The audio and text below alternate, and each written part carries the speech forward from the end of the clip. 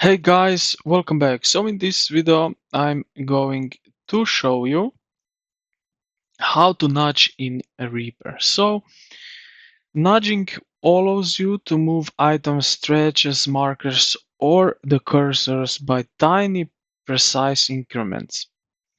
So we have some few options. So the most powerful tool for this is the nudged set items window. So select the items you want to move. Okay, so I will select one. Then press N on your keyboard, like here.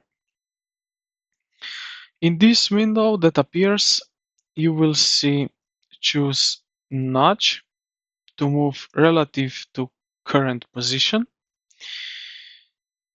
or set to move the specific timestamp. Then we have choose the item like milliseconds, samples, um, grid units, measures, beats, and so on. Then you type in here the amount and click the left or right button to move the item. So nudge left, nudge right, like that.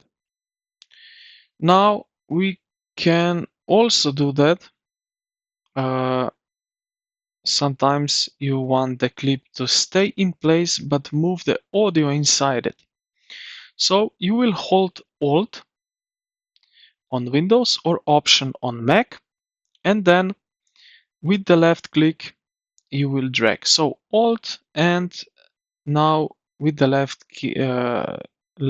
click on our mouse we can move this audio now from left to right, and we won't move the item to a different place in a timeline. So this is basically how you can nudge in a Reaper. I hope this video helped you out. If you did, consider to like the video and subscribe to the channel. Thank you for watching, and I will see you in the next one.